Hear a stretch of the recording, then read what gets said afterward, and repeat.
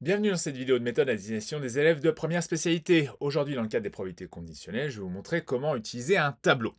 Alors, pour ça, j'ai besoin d'un tableau, hein. Et dans l'exercice que je vais vous proposer, on va s'intéresser à un dojo. Dans ce dojo, on peut y pratiquer le judo et le karaté, et on a observé les pratiquants, certains ont moins de 30 ans et certains ont plus de 30 ans. Nous avons des totaux, hein, et nous avons remarqué qu'il y avait 100 personnes âgées de moins de 30 ans. De plus, parmi ces 100 personnes âgées de moins de 30 ans, 40 pratiquent le karaté. Au total, nous avons 75 personnes qui pratiquent le karaté. Et, en plus de ça, nous savons que 15 personnes pratiquent le judo et ont plus de 30 ans.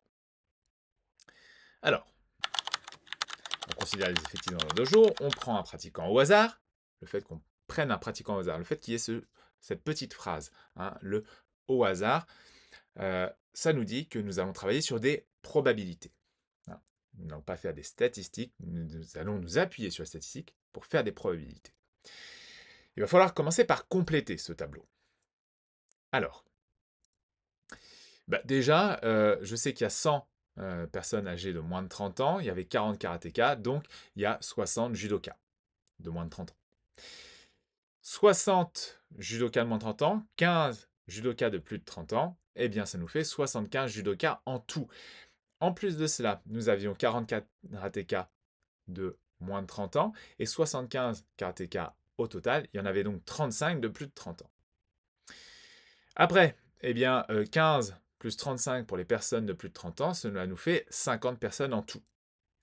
Pour le total des totaux, et oui, ça se dit comme ça, nous avons 100 personnes de moins de 30 ans et 50 personnes de plus de 30 ans, ou alors 75 judokas, 75 karatékas, ce qui fait un total de 150 pratiquants dans ce dojo. On met le tableau de côté, et maintenant on va pouvoir déterminer la probabilité qu'il ou elle fasse du judo, hein. Je rappelle, on prend une personne au hasard, là-dedans. Donc, la probabilité du judo, comment est-ce qu'on fait? Eh bien, on prend le cardinal, c'est-à-dire le nombre de personnes qui pratiquent le judo, sur le cardinal de l'univers. Notre univers, c'est quoi? C'est notre dojo, à savoir les 150 personnes.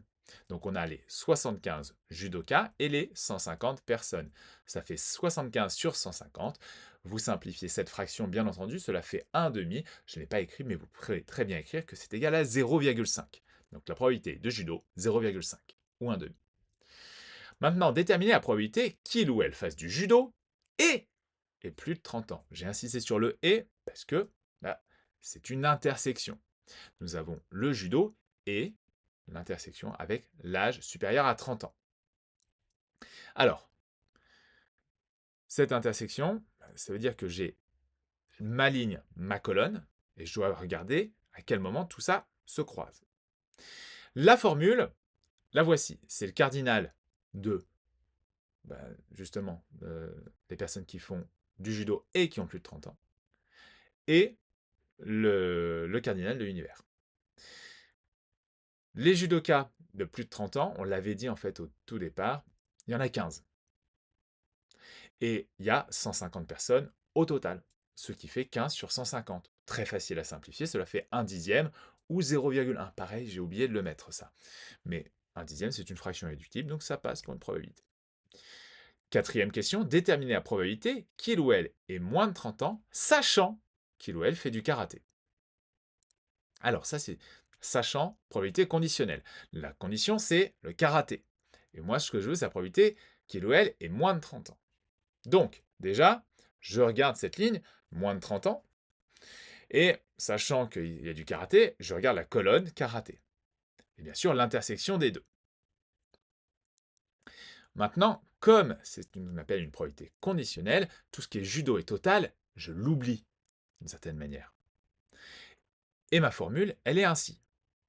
Le cardinal karaté et l'âge est inférieur à 30 ans sur le cardinal du karaté. Je rappelle qu'en fait, ce que vous avez au dénominateur, c'est toujours ce qu'il y a en condition. Nous avons 75 karatékas et il y a 40 de ces karatékas qui ont moins de 30 ans.